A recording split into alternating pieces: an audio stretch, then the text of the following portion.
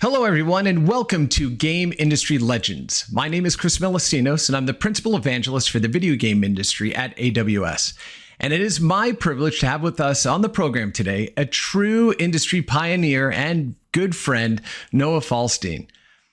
Noah works at the intersection of neurogaming, VR, and fun. But before he was focused on those things, he was the chief game designer at Google, has experience at developers such as LucasArts, 3DO, and DreamWorks Interactive, and a whole lot more. He's been a professional game developer since 1980 and was one of the first 10 employees at Lucasfilm Entertainment. Now, it was Lucasfilm, then became Lucas Games, and now back to Lucasfilm Games.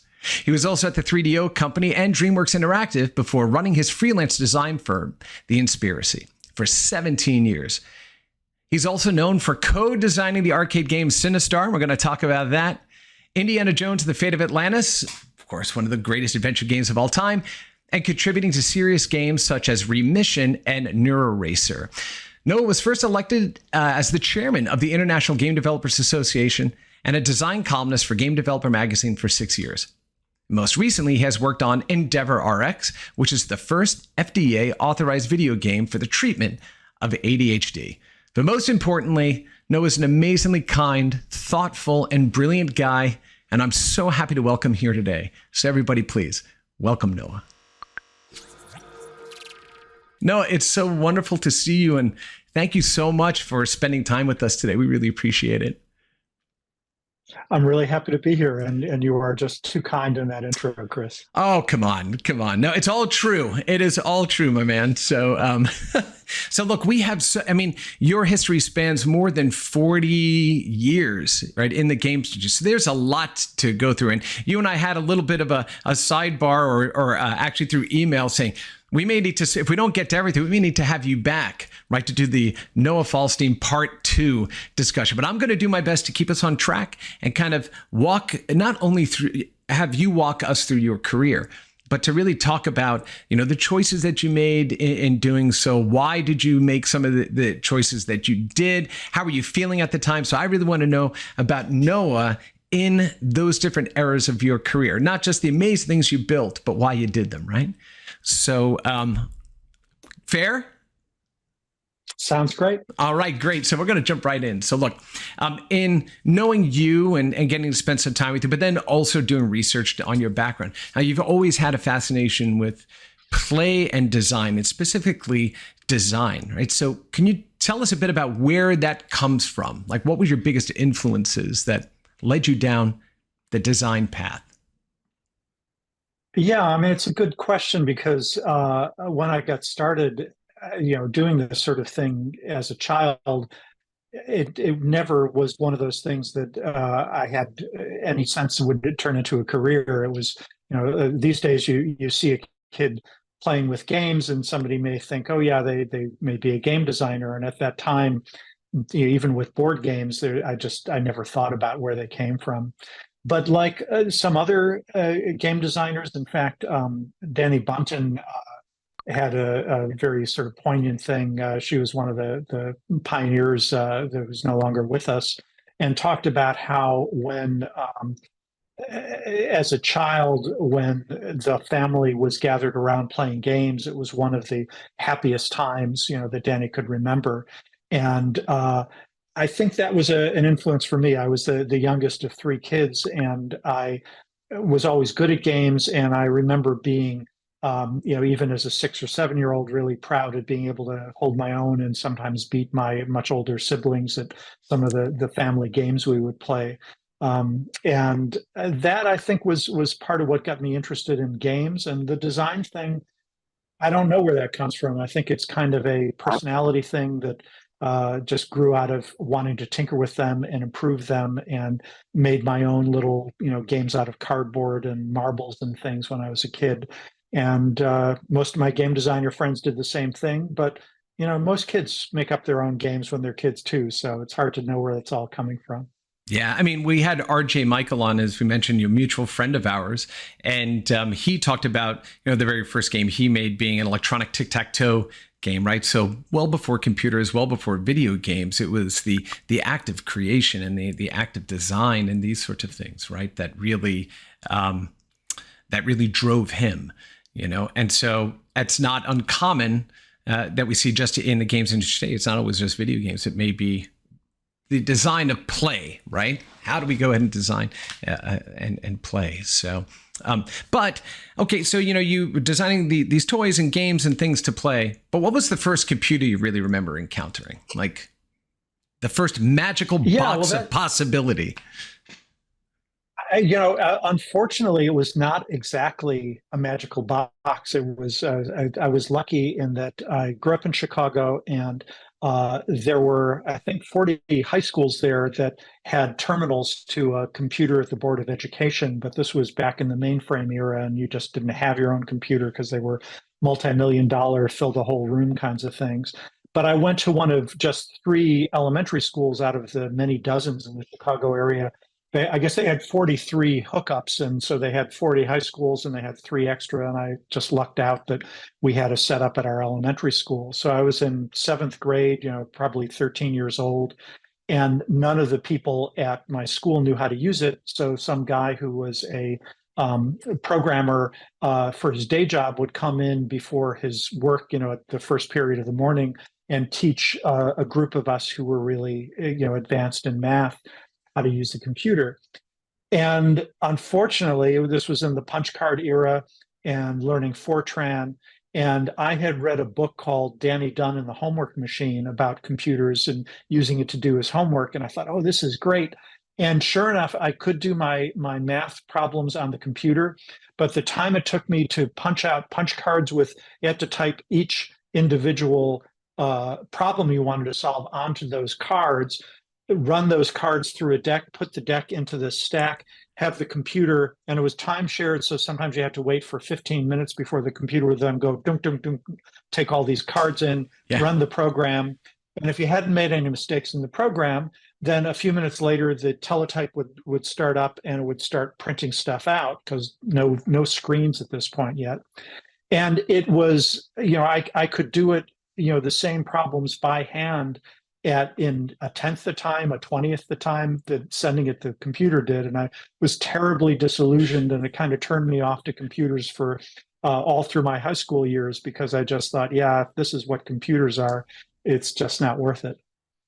Yeah. And, it is funny. I grew up in the 70s and 80s in New York, in Queens, and the inner cities and the schools, they typically got computers and started those kind of computer programs well before a lot of other schools that were outside of more urban areas. And, you just remember seeing the very first rudimentary machines. Mine weren't punch cards, mine had screens, right? Trash 80s and stuff like that.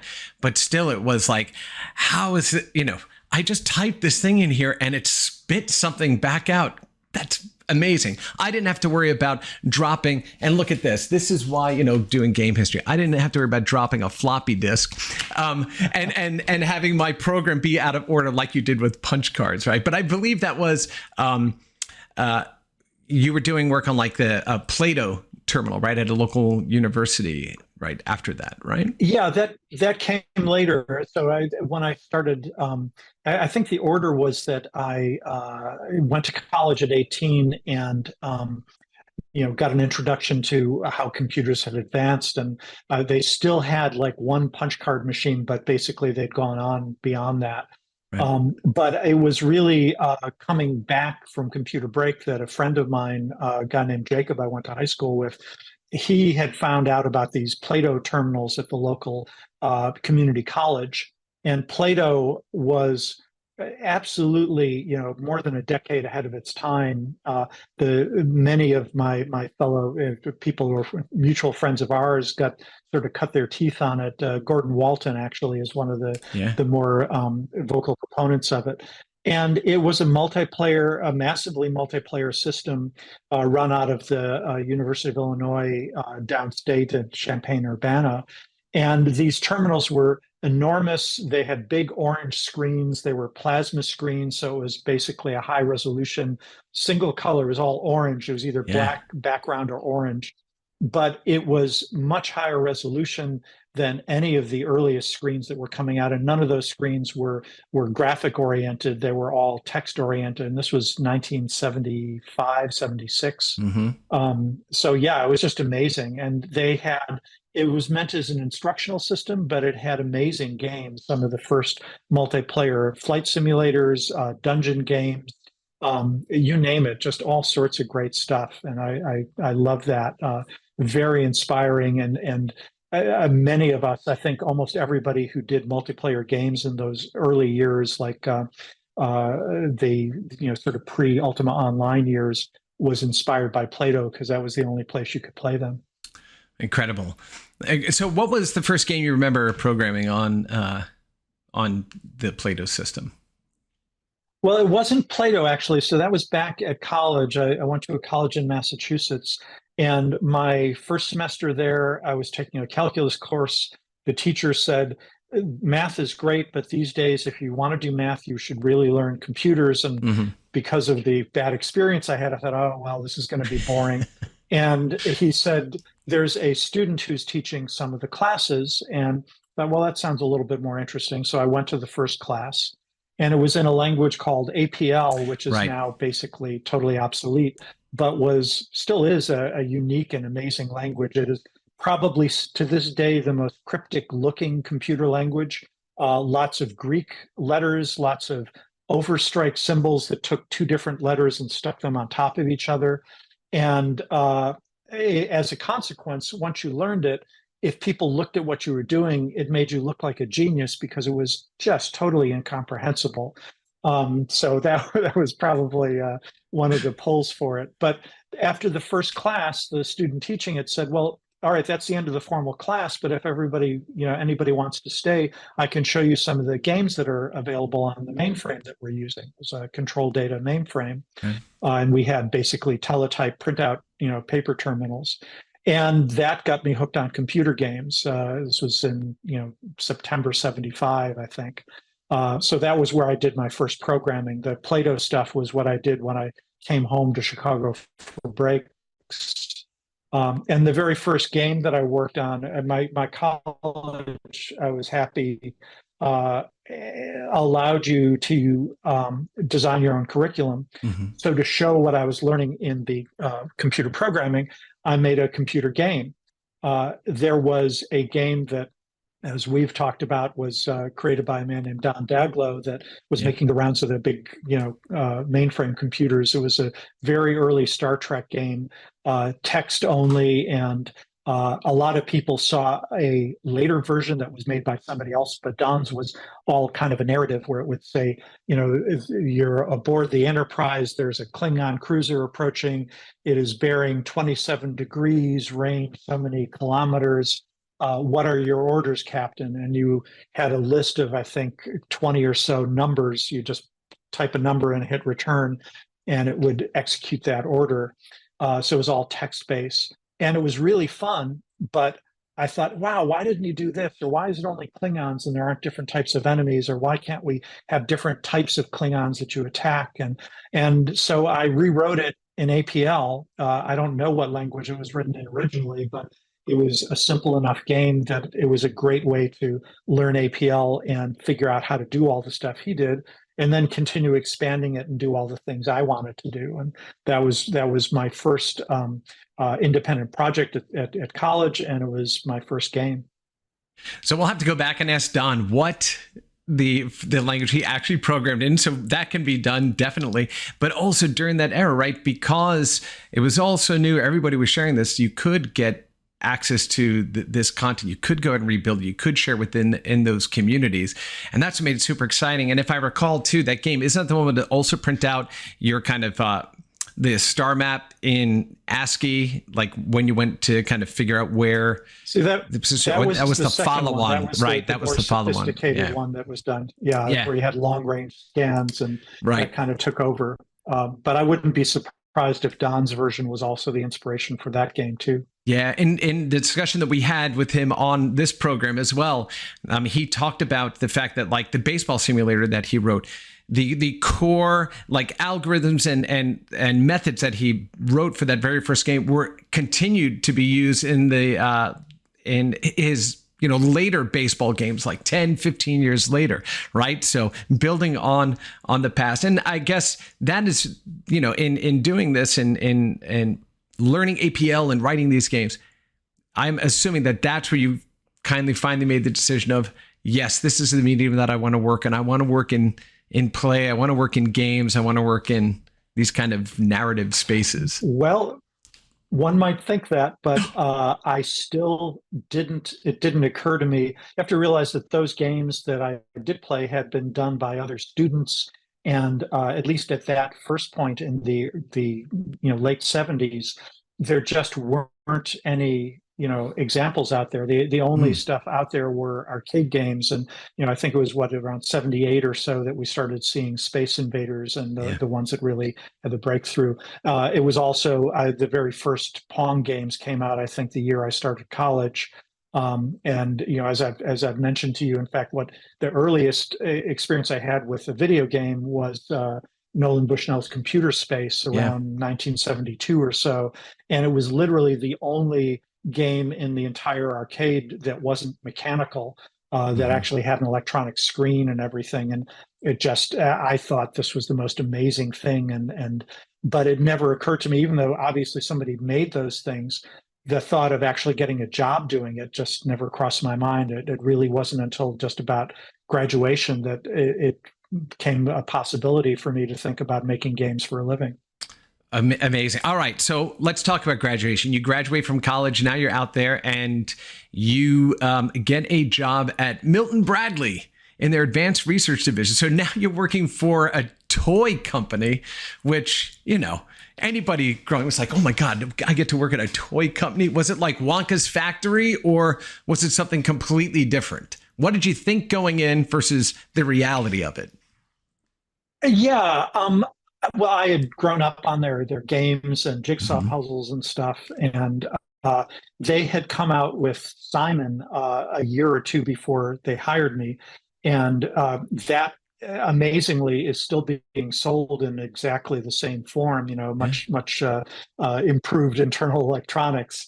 In fact, I saw it on the Silicon Valley TV series. There's a little bit where somebody's playing with the Simon, and I just thought that was a wonderful connection back to the 1970s. Yeah. And by the way, they also have a giant Simon at the Strong National Museum of Play that you can play outside. So you have to physically run between the colors to do it. And of course, Simon was created by the father of home video games, Ralph Baer, right? So not only created the Odyssey, which was the precursor to Pong, but also created Simon. There's a whole other story behind that, but I digress. All right, so you're at Milton Bradly. They did Simon. They did all this other stuff. Tell us about your experience.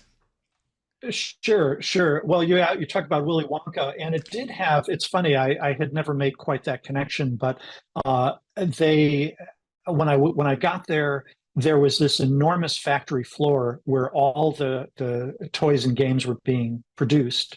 And it was very Wonka-esque that they had, for example, these giant vats, talking about Indiana Jones, they had vats that looked like, in Temple of Doom, where this giant vat, pours over at one point in the movie. They were full of molten plastic. One was full of red molten plastic, one was full of black molten plastic, and they were pouring out and going through these stamping machines, and millions of red and black checker pieces were coming out the other end. And as these things moved back, the molten plastic would drip off of the lip, and it would form these little sort of towers below, almost like when you did wet sand at the beach. Yeah. And then periodically, somebody would come through and scrape all that stuff and throw it away. And we started going and stealing it because they were like these weird sculptures. They looked like alien creatures, and we would put them on our desks because we were game designers, and that was the kind of thing we would love. But the whole place itself was kind of dark and dreary.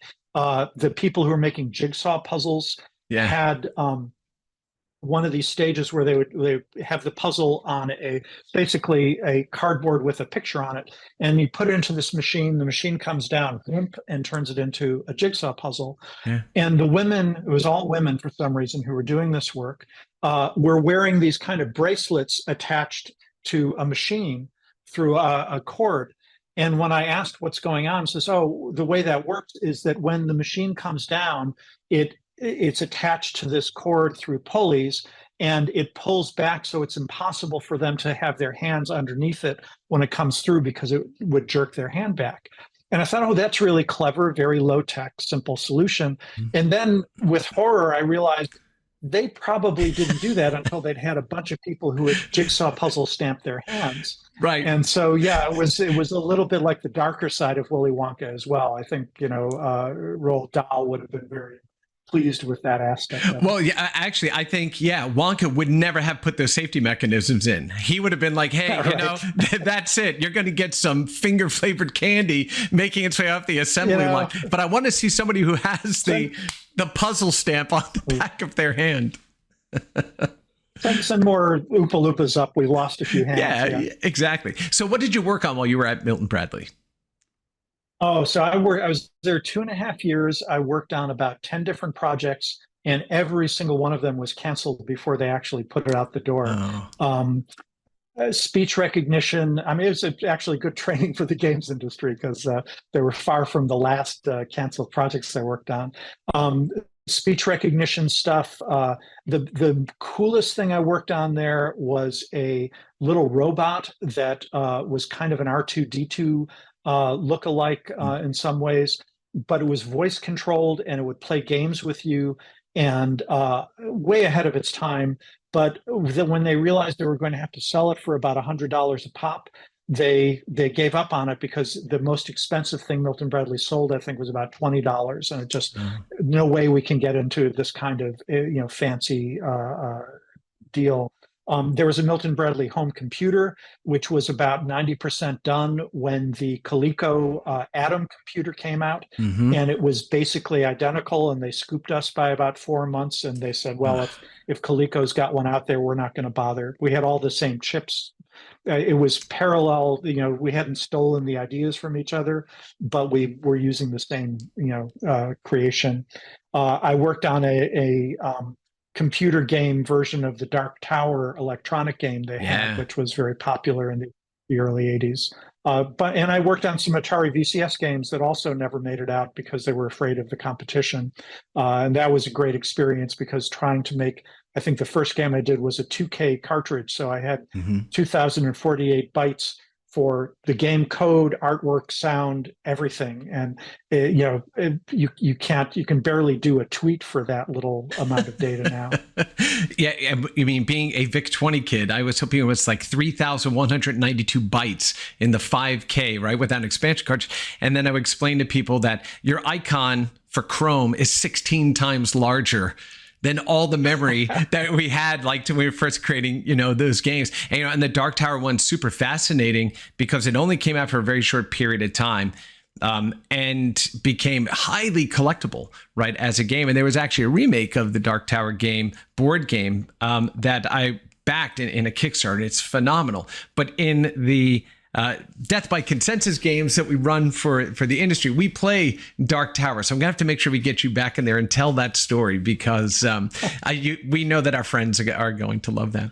So all right, so and I do know that one of the games that you worked on at VCS one never made it into stage of coding, but the design was a luggage game, was an airport luggage game. Is that right? No, actually, what you're conflating is that when we were making these games, it was so early in the VCS thing that there were only 3 companies making games for it. Obviously, Atari, Activision had just come out with Defectors from Atari, and a company whose name I'm not going to remember, but their first and one of like 2 games they ever put out. No, it was before that. This company that just basically went under almost immediately, and their game was called Lost Luggage. And when that third company came on, Milton Bradley said, "Well, we don't want to be the 4th company. It's too much competition." Well, of course, every company that a Magic and the others that came out within the next year after that made scads of money for 2 or 3 years, and it would have been a huge success. I say that without any false modesty because everything was selling really well for the first few years of VCS games. But yeah, Lost Luggage. No, I was working on a game that was a King of the Hill game. It was four kids throwing snowballs at each other, trying to get Right. up to the top of a hill. Yeah, yeah, I remember. So I think you discussed this with Frank Cifaldi and the Video Game History Foundation about that. Too much. You have right. too much history, man, for me to keep it all straight in my head. So thanks for correcting me on that. All right, I warned you. So I know. So all right. So now you get out of Milton Bradly. The stuff's not shipped there, and then you leave and head back to Chicago. Why? Like now you got this toy company. Like why go back to Chicago? Leaving Milton Bradly was because all those projects got canceled. Our advanced research group at its peak, we had about 50 employees, Mm-hmm. and it dwindled down to two, all through people quitting. It just, long story I won't get into, but there was some toxic working conditions that just drove everyone away. And I was sort of in the middle of that group. And I was looking, I at that point found, hey, I'm doing well making games. This is incredibly fun. Where else can I do them? And the arcade industry was the top level, and this was now 82. And their machines, because they were dedicated machines, I went from a 2K cartridge to 48 or 64K that was in these much bigger machines, much better graphics cards, a faster processor. It was the chance to really scale up. And home computers, there were a few out there, the TI 99-4 from Texas Instruments, for example, but they just weren't anything to compare with the arcade games in terms of capability or number of colors on the screen, that sort of thing. And so I looked around, and there were a couple possibilities. I actually interviewed with Bally in Chicago before they joined with Midway, I think. But Williams seemed like the best company, and I loved the quality of what they did. I think they had released Defender and Stargate by that time, and maybe Robotron, and I just figured this was a great company to work for. Yeah, I mean, Robotron 2084 is my all-time number one desert island. Like that is if I had to have just one machine, like one arcade machine, that's the one, right? Because it is just, it's Eugene Jarvis, right? Kind of at his best. But all right, so now you're back there at Williams, and the first game you worked on, I think you were play testing Joust, right? Or doing some work Correct. testing Joust. Yeah, which again, phenomenal game. And what I love about games that era is that there's so much nuance to the physics, even the rudimentary physics that were being employed at the time, and learning how to feather buttons and do these things to make the ostrich skip along the platforms instead of walking on the platforms, and you learn how to hit the turret, like all of that crazy stuff. It had never been done before. So you all were basically inventing all these mechanics that persist to this day. So all right, so you're doing the testing on Joust and everything, and now you become the lead on which game? On Sinistar. I have something I haven't put up yet, but one of the marquee printouts I'll stick around in the background someday. But yeah, Sinistar was an idea from John Newcomer, who was the designer of Joust, and they actually had a prototype called Juggernaut that just wasn't quite gelling, and he asked if I wanted to take over and get it out the door, and it just seemed like a great opportunity. I love the concept in part because it was a space game with spaceships, and that harkened back to what I had done in college for my big senior project there. It was a game about asteroid mining and combat, and I already knew how to do really good spaceship combat stuff from that. So, or at least I had ideas of what I would love to do, and now here was a computer, a console that would do a much better job. Yeah, and Sinistar, do you mean Beware I Live? Oh my goodness, that one. Oh, you can't hear it because I don't have it looped through, but I have Beware I Live and Run Coward Run and I Hunger, three of the most famous ones. And I have to tell you, as a kid growing up playing your game, that game scared the crap out of me. When Sinistar would be completed and then chase you and had that roar when it moved onto the screen, I mean, you had to know that's exactly what you were going for, right? Was to unnerve people that are playing. Incredible. Well, and I'll give you a quick anecdote that one of the things I really miss about those days of doing the arcade games is we all do testing. We do testing on our games now. We'll bring Yeah. people in, and they know that they're testing a brand new game.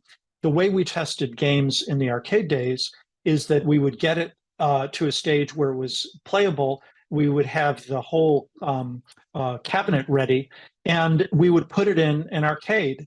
And people would come into the arcade and see this new game, and they have no idea that it was a prototype on test. They really had no idea that that group of people hanging around it looking and not playing were the people who made the game, waiting for people to come up and play it so they could watch what they did and maybe ask them a few questions afterwards. And it was the only time I've ever had totally unbiased playtesting, because they thought they were playing a finished game, so they didn't make any concessions to stuff that wasn't polished, or oh, this sucks, this is. And they walk in and there's a whole set of games out there. And when Sinistar went on test, I was a little late to show up, and I walked into the arcade, and there were like 20 games out there. Everyone was clustered in one spot, and I remember crossing my fingers saying, oh, please let it be Sinistar, please let it be Sinistar. And it was. And it was like, here's the new game, but everyone wanted to do it, and they were all arguing with each other about, I put my quarter up before he did. Yeah. And, as you would put your quarters along the top of the thing. And several times, even watching other people do it, when Sinistar would come out, people would be so shocked they would jump back from the machine, and Sinistar would eat them because they were no longer controlling their ship. And I remember literally laughing out loud in joy, because that was exactly what we were looking for. Yeah, I mean, one of the questions I was going to ask you is, how do you feel? That's how you felt, joy, right? At people loving and being thrilled by your creation. We should also mention that, once again, mutual friend RJ Michael, and he told this story about how he wanted into that company so badly and was rejected time and time again. And then he was literally just calling everybody in the company. And he said, finally, until this one guy, Noah Falstein, said, let's take a chance on this guy and bring him in. And we're going to talk about your relationship with RJ too through other parts of your career, but just incredible, right? It's Sinistar, again, one of the classic iconic games from those eras that still, the gameplay, the skill, the difficulty curve, everything still holds completely today, right? It's just a tremendous, tremendous accomplishment. So, well, thank you so much. Thank you. Great meeting RJ that way. Oh, sure. So can you tell me, were there any other games? What other kind of games did you work on while you were at Williams? Well, I was only there for about a year and a half. And because we had the big arcade crash of '83, right around the end of that time. Yep. And they literally lost 90% of their business over the course of a year. It just people gave up on arcades. So it was basically testing on Joust, contributing to a few other games just on design ideas. I've always loved to wander around and talk to other people in companies. There was a game called Mystic Marathon that I helped with a little bit. We had the pinball games all coming out, and I wasn't a pinball expert, but I would play them and test them and chat with the developers. And the last one that I worked on there was a game called Star Rider, which RJ also worked on, which was the first video disc game that Williams did, maybe the only one now that I think about it, because Dragon's Lair had come out, and it was a video disc game that was just earning huge amounts of money. And Star Rider was a motorcycle game where you rode a motorcycle through space, basically on a racetrack. And technologically very advanced for the time, but it was really too late, because after 1984, the whole video game industry collapsed, and that's why Nintendo suddenly had an opening to come in. But it was massive layoffs all across the entire industry. Yeah. All right, so I know we still have so much of your history to go through. We may have to have you back on for a part 2, because there are going to be some pieces that I'm going to skip. But I know one area of your career that is just, it's one of the things that I think you are best known for, right, is your time that you spent at Lucasfilm Games, right, which then became LucasArts. So you're out of Williams now. In 1984, you leave your home once again, right? And head out to California to become one of the first 10 employees at Lucasfilm Games. Like, how did you land that role? Well, I had a friend who was working at Gottlieb, one of the other many Chicago area game companies, and she interviewed there. She had a headhunter who found out that Lucasfilm had a games group because this was before their first games had come out. And I got a call from a fellow there named David Fox asking me to be a reference for my friend Lynn, who was applying. And I gave her a good recommendation. But it's like, you work at Lucasfilm and you're making video games? And said, yeah, he knew how special that was. And as it happens, they didn't hire Lynn. I think she actually, I don't recall whether they made her an offer and she turned it down or what happened. But several months later, the layoffs started, and I had David's phone number. And I said, so are you guys still hiring? Or, oh, we're just planning on hiring a few more people right now. And it was just a stroke of luck and timing that way. But yeah, I came in February 1984, which was still months before they were finishing their first games and a year or two before they could release them because of a whole business problem that they ran into with their distributors. But it was just, it's so hard to describe it to audiences today because as popular as Lucasfilm's Star Wars Indiana Jones still is, it was the pinnacle at that time, and there was just hardly, anything else to compare with that kind of level of, science fiction fandom nerddom, and the fact that they were making video games. And then I got to see what they were doing, and they looked, 2 or 3 years ahead of what everybody else was doing. They were doing 3D simulations. They had fractal landscapes when I hadn't even heard of what a fractal was. It was just mind blowing. And my brother had lived in California for some time in the LA area, and I, enjoyed California. All it took was one winter out here, and I'm still here, 30 some years later. Yeah, I mean, when you talk about the fractal landscapes, Rescue on Fractalus, right, was like one of the big ones, right, for these procedurally generated landscapes. So you were able to go ahead and change, the environment that you're in, and you could seed it and do all of these different height things and things like that. And that was actually, that technique was actually employed in one of the games that you developed while you were there. Is that correct? Was that Kronos? Yeah. So Coronis Rift. Yeah. The technique itself was created for by ILM for the movie Wrath of Khan, the second Star Trek movie, the Genesis effect that you see where they're creating an entire planet or turning it from a dead planet into a live planet. And Lauren Carpenter, the genius programmer who basically wrote all that stuff, got together with David Fox, who was the project leader on Rescue on Fractalus. And it was a challenge to see whether you could take this stuff running on high-end workstations at the time for movie production and make it run on an Atari 800 computer that was a tiny fraction of the amount of power. And they were able to do it together. I think mostly Lauren providing that software and David providing the rest of the gameplay. Amazing. All right, so let's talk about the big games. Let's talk about your work on Indiana Jones and Fate of Atlantis and The Last Crusade. And you did this and collaborated with Hal Barwood. So can you tell us a little about Hal and how you got connected?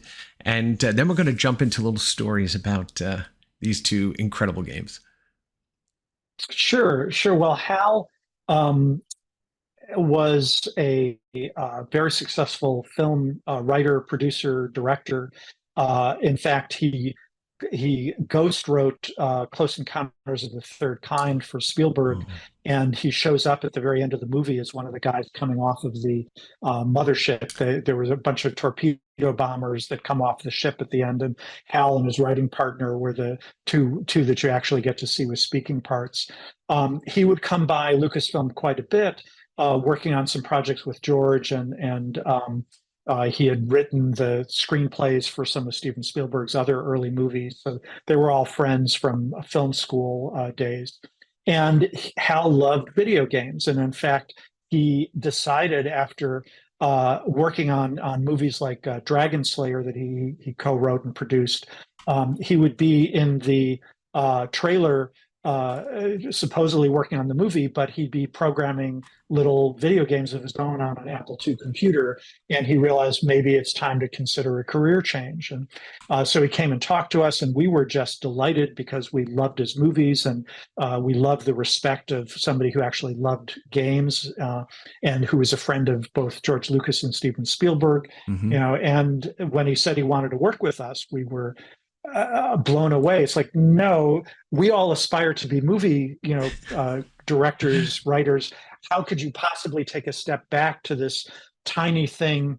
Around that time, the head of licensing at Lucasfilm, I said, hey, I think after Last Crusade came out, I said, we're finally making a blip on the radar screen for revenue.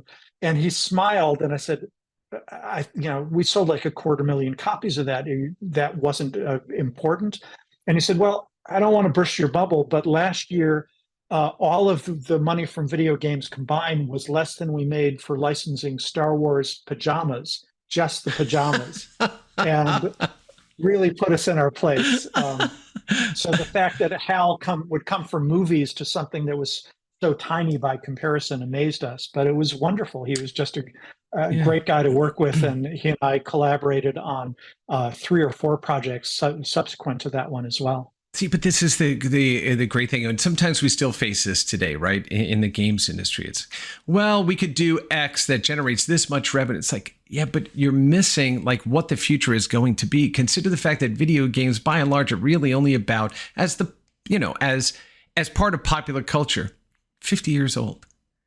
And an art form that is that massive and expansive and played by billions of people to emerge and achieve what it did in 50 years. It's astonishing, right? We're in many ways, we're still just getting started, right? We're now kind of starting to hit a bit of that stride of what they can become. So the fact that Hal was taking a risk there because maybe he saw a bit more in the medium than his other contemporaries had was really wonderful. And I also imagine being able to, he had to have seen in his collaborators the opportunity to do something unique. And to be able to go ahead and branch out these stories that George Lucas and Steven Spielberg created into an entirely different medium, an entirely different mode of engagement, had to just be, extraordinary. Like now you're here and you are collaborating with George Lucas and Steven Spielberg. Can you tell us a little about what that was like? Yeah, well, so George had very little to do with the games group, with one exception. And I say games group, basically Lucasfilm Games / LucasArts at different times that I was there. He really believed in what we were doing. He believed in digital movie editing and a bunch of other things, and obviously special effects. But he was not a game player himself. Yeah. So he just didn't spend a lot of time with us. On the other hand, Steven is, well, I say is, I haven't been in touch with him in years, but he was such a hardcore video game player that I have no doubt he's still doing it. There were times later when I worked with him at DreamWorks Interactive where I knew he was spending as much as 6 hours a day playing video games because his the people that worked with him were complaining to us that we were grabbing too much of his bandwidth, and could we please stop giving him new games to play because he wasn't able to give any attention to the movies that they said are still a lot more important than your games. But thankfully, Steven didn't believe in that. So. Well, look, for my colleagues listening right now, that's a great data point. And I do know there is a separate story that we can discuss at another time where he's still playing, right? And so all right, so now you get the chance to go ahead and craft Indiana Jones: The Fate of Atlantis. You did the Last Crusade, of course, which followed very closely to kind of the story and mythos of the movie. But Fate of Atlantis took that entire genre and adaptation of the indie story in a different direction. Tell us a bit about what it was like creating that and what you're most proud of in that game. Sure, sure. So Hal and I have always had similar tastes in a lot of things, and certainly we felt that Raiders was, the movie that we had enjoyed the most, and the freshness of it. But in particular, Marion Ravenwood as a character, and the fact that she was unlike the two movies that had followed, as before Crystal Skulls. Um, the women were just nowhere near as interesting or as much of a foil and a peer of indies, and we just missed that. So we were right on board from the beginning that we wanted a strong female character in the game. We spent a lot of time thinking about the MacGuffin. What is indie after? And we both agreed that the Shankara stones was a little bit too obscure for Western audiences. We were given a script that they had rejected for Last Crusade, written by Chris Columbus, that was based on Sun Wukong, the Stone Monkey King, a very famous Chinese legend, which was interesting in its own way, but it was, frankly, I'll just say, a terrible script. And the fact that it was rejected, by people much more knowledgeable than I gives me confidence in that. Um, but we wanted to do our own thing, and looking for something that we thought everyone in the world, but certainly the U.S. and European audiences would know about, would be important. And we boiled it down to Excalibur, King Arthur's sword. We thought that would be a really interesting thing. And then Atlantis came up as a possibility. And this came out of doing research in this spectacular library that they have at Skywalker Ranch. And of those two, as we discussed it, we realized that the problem with Excalibur is that logically almost all the action would take place in England. And the globe hopping aspect of Indy was another thing that we loved. And we thought more and more about Atlantis. And we realized, because there are lots of myths about where Atlantis was, obviously supposed to be in the Atlantic, that's hence the name, but there were a lot of theories that it was actually in the Mediterranean, and that, whatever was real, that was where it came from. And at any rate, there were worldwide interest in it. So that, and seeing a picture in the library of Atlantis being built out of these concentric circles that we just thought was perfect for a game setting, tipped the balance there. And that's really what got us going. But that and the story that we came up with, it really evolved out of our mutual tastes. As far as what I was proudest of, that's an easy one. And you may have been asking that because I've been asked this in a lot of or maybe you've told me this before, but we need to share it with our friends. Well, the three paths of Fate of Atlantis, yeah.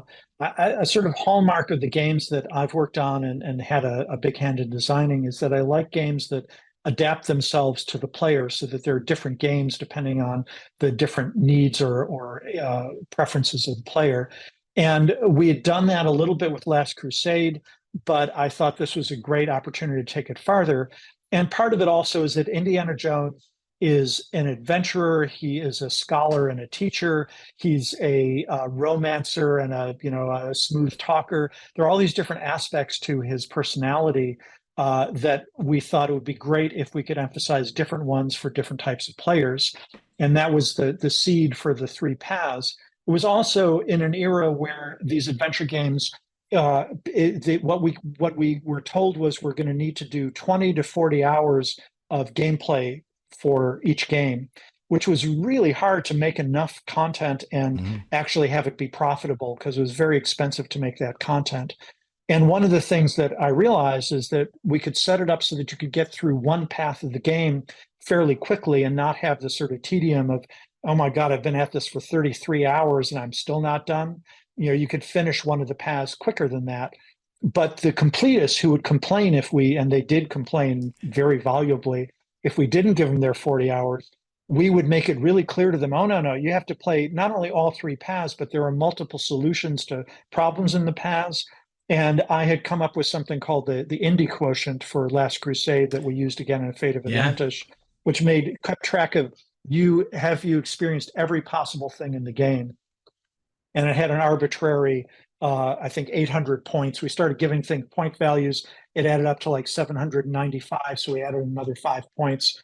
And people who wanted to get all 800 points had to put in at least 40 hours to get through it all. And I will say, I considered at one point only having 799 points worth of stuff in the game just to see whether people would go nuts or whatever. And I decided that was way too sadistic and counterproductive. So that was the right move. That was if it was because people would have been scrambling for the one pixel they missed.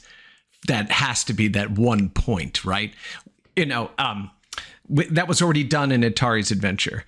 We didn't need to have the invisible pixel, right, being brought over. Okay, so we're going to talk about your post LucasArts, Lucasfilm games experience. But what would you say is probably the biggest lesson that you took away from your experience at LucasArts? You're working with these incredibly well-respected and revered movie titans. You're working with writers that come from that space that are moving into the games. You create these games that are loved by players from the jump, and not to mention the breadth of incredible people from Ron Gilbert, Tim Schafer, David Grossman, all of those, which is why we're going to probably have to do a second one just to talk about.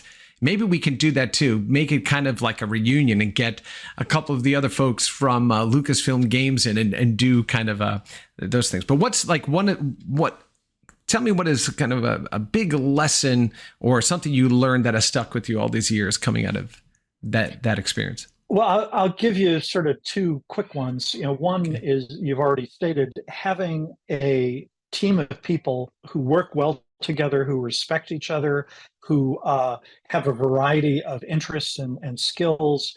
I've learned, that was the place where I learned more than any place else, just how it can lift you to a height so much more than the sum of its parts, to mix metaphors there. But I would say the one lesson that I think at the games group learned from the movie people is attention to detail. That putting tiny details into a game are most people won't get them, but it shows. Even if they don't get any of that, they're not paying attention to it. It is going to make a difference in the quality of that game. And I'll give you a quick example. I've got the Fate of Atlantis poster behind me. Around the edge of that poster, you can see that there's a map that was kind of the basis for this. We could have used any kind of old map, but it's actually a map centered on the island of Santorini called Thera in the game, because that's what it was called back in that time. And it's in, I forget whether it's Greek or Latin, but it was like, what's the perfect map that would give us this sense of the ancient Mediterranean and centered, in the place? And then we cover it up with this beautiful, imagery on top of it.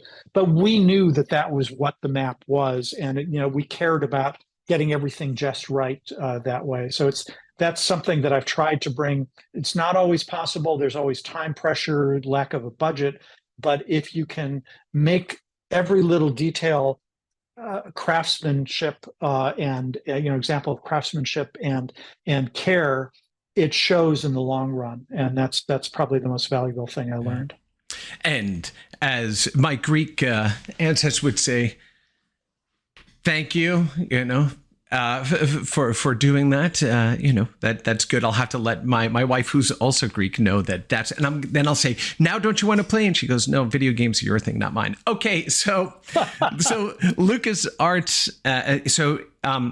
There was downsizing that happened at LucasArts, and you now found yourself kind of looking for the next thing to do, and now you are back, you're not that you ever lost touch, but you're speaking to RJ Michael again, and he is at this new startup called 3DO, right? Founded by the former, the co-founder of Electronic Arts, Trip Hawkins. And he has a position. He said, look, there's a position that opened here. We really want you to come in and apply for this thing. Like, what was that discussion? What was that role?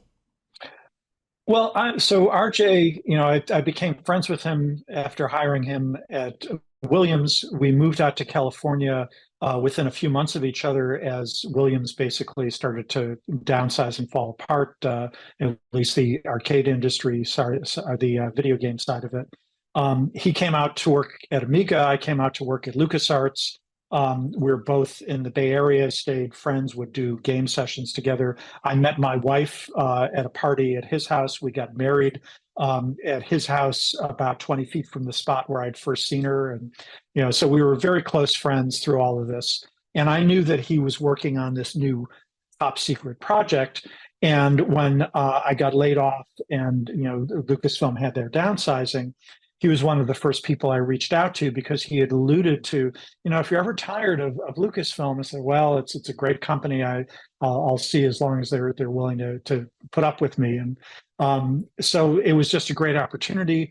I had actually two of our games that I had worked on, one called PHM Pegasus, another called Strike Fleet, were published by EA. So I had met Trip and been to EA and been represented them at some of the consumer electronics shows, hyping the games I had worked on.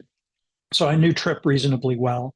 And one of the great things about 3DO is they were super top secret about what they were working on. And so when you interviewed there, you didn't know what they wanted to hire you for.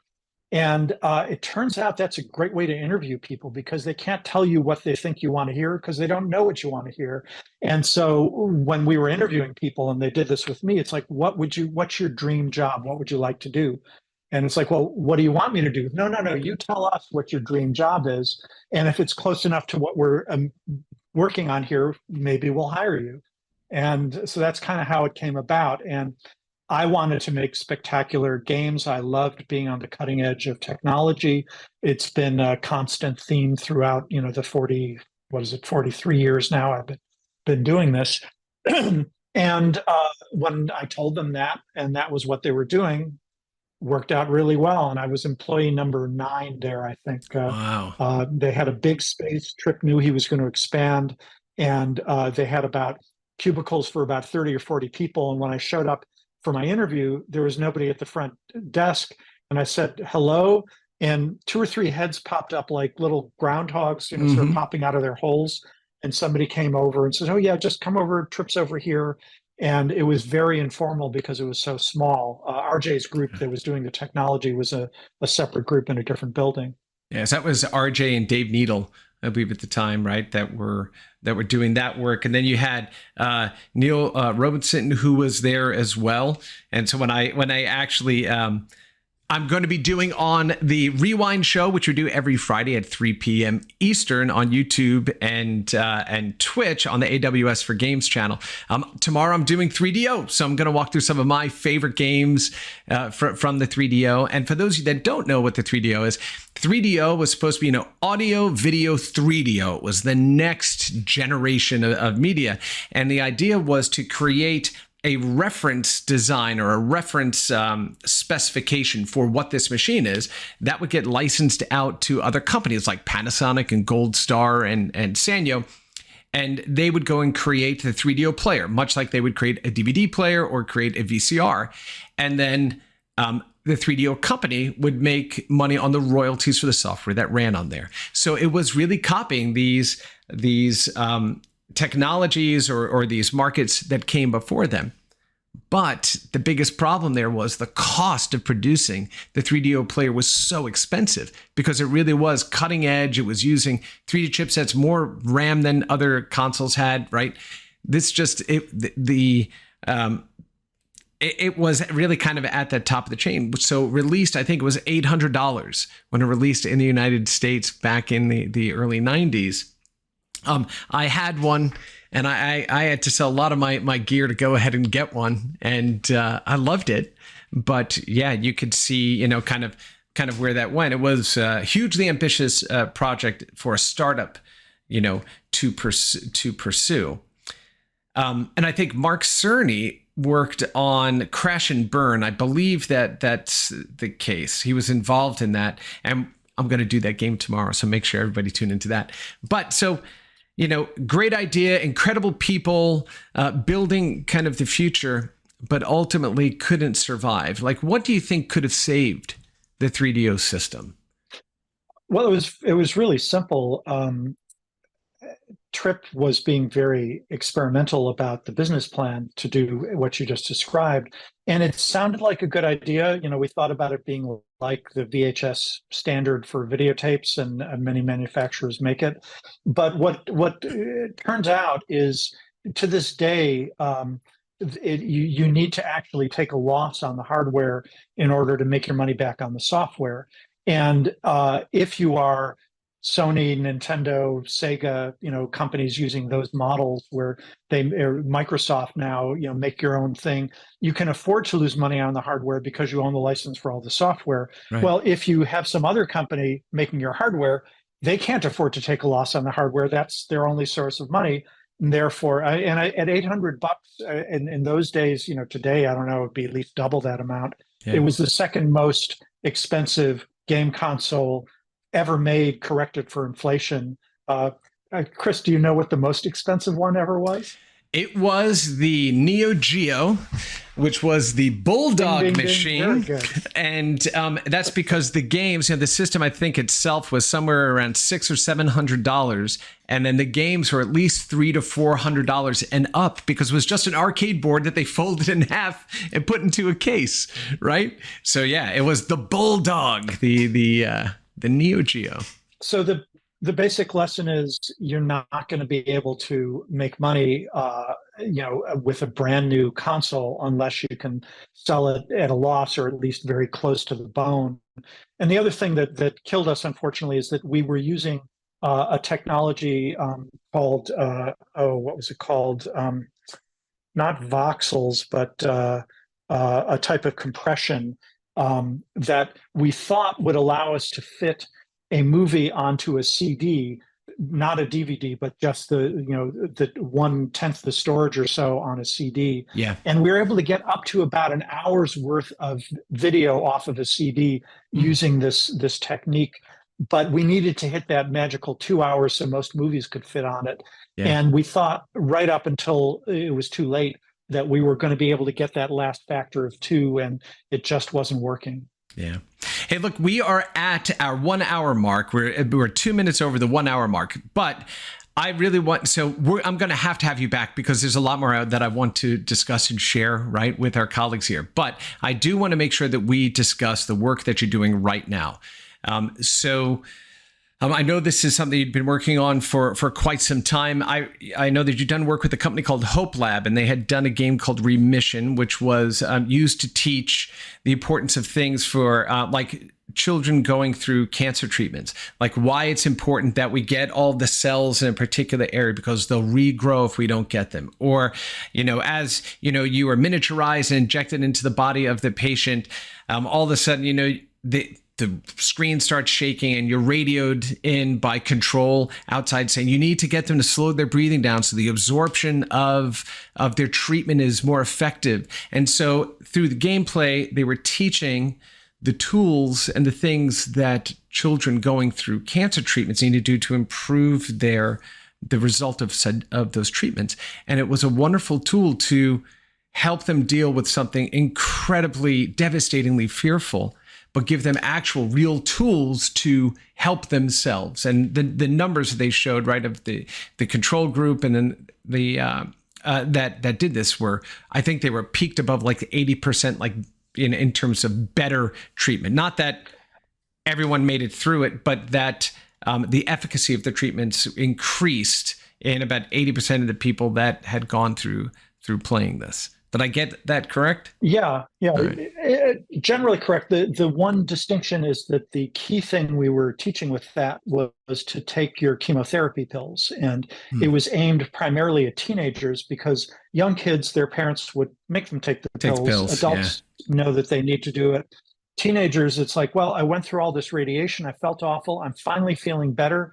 And you want me to take a pill that makes me nauseous, and and a lot of them would just lie about taking the pills.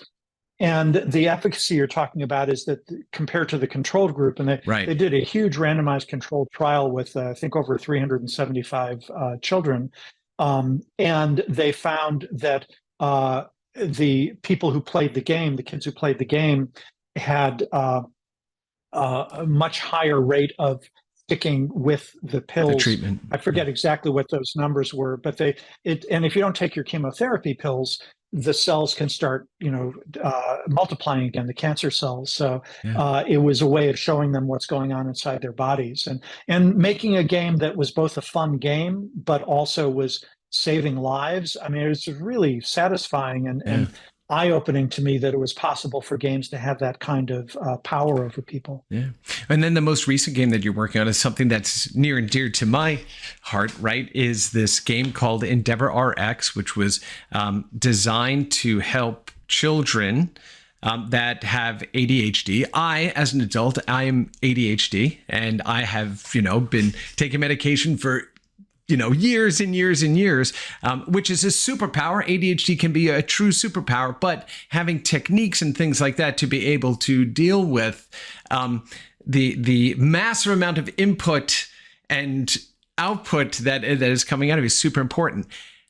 Endeavor RX had just became the first FDA-approved video game as a clinical treatment, like get a prescription from a doctor to get access to this game. Tell us briefly about that game and the kind of the testing and results that got the FDA to approve this as treatment. Yeah, well, the key to all of this is a Dr. Adam Ghazali, who's at UCSF, the head of their brain imaging program. I think that's what he was doing when I met him first. He's gone on to become a total superstar. But he had several friends who were at LucasArts or ex-LucasArts, and he had a test that he was doing at UCSF. And it was so boring, he was having trouble getting people to stick with it. And he said, can we make it into more of a game? Well, I know some people who know that sort of thing. And they, including a guy named Eric Johnston, who had worked at LucasArts when I was there, said, oh, well, we know this guy who's actually specializing and doing a lot of work in games, serious games as they've been called. Mm-hmm. And so they brought me in on that, and a bunch of us worked on it. And Matt Omernick, one of that group, went on to become the creative head and co-founder of Achille. But we basically did a shoestring budget game, a very simple game.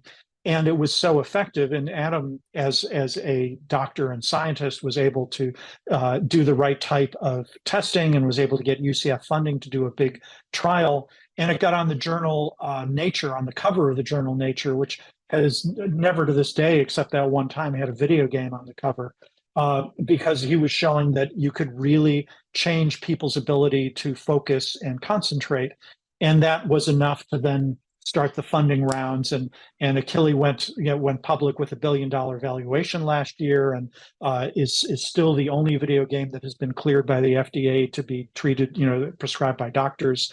But there are many others. Currently, I'm working with a German company that has a VR-based treatment for nearsightedness, and they're hoping to also get an FDA clearance as they can prove that. So, double whammy. If you had gotten these things earlier, you wouldn't need the glasses, and you'd maybe have more control over your ADHD. So, but the basic idea is very simple: it's a game that gives you multiple tasks to perform at once, and trains you to master your brain so that you can ignore certain inputs and focus on other ones. And as simple as that is, if you do it at a high enough level of intensity for the hyperfocus that people who have ADHD are capable of, it can basically have this kind of breakthrough where you learn how to throttle your own attention and direct it. And it turns out that the part of your brain that focuses with its attention on something and the part that ignores distractions are different mechanisms. I would always assume that, well, if you're focusing on one thing, you're ignoring other things, but they're actually different mechanisms. And the trick is getting them to work together. So now you need to talk to the neuroscientists for the full deal. But it was amazing to me to see, not only is it really useful, but they've also had some very promising tests that the same treatment may work to help treat depression and a number of other, mental illnesses that, they're trying to deal with. So Incredible. Brave New World, I expect we're going to be seeing, the world healthcare market is $1 trillion a year market. So if games even get a tiny percentage of that, which I think is inevitable, Yeah. it could end up being as big as, say, the whole console market is right now. Incredible. Incredible.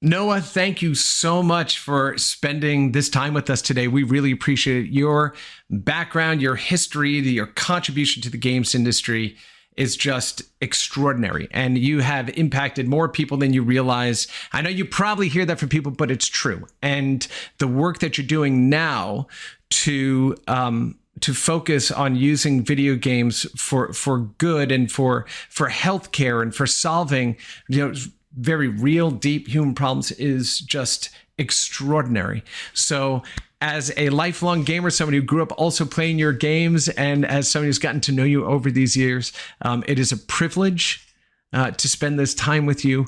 Thank you for sharing those stories with us today. And yeah, you're awesome, man. You're very welcome, Chris. It was a great pleasure for me as well. Excellent.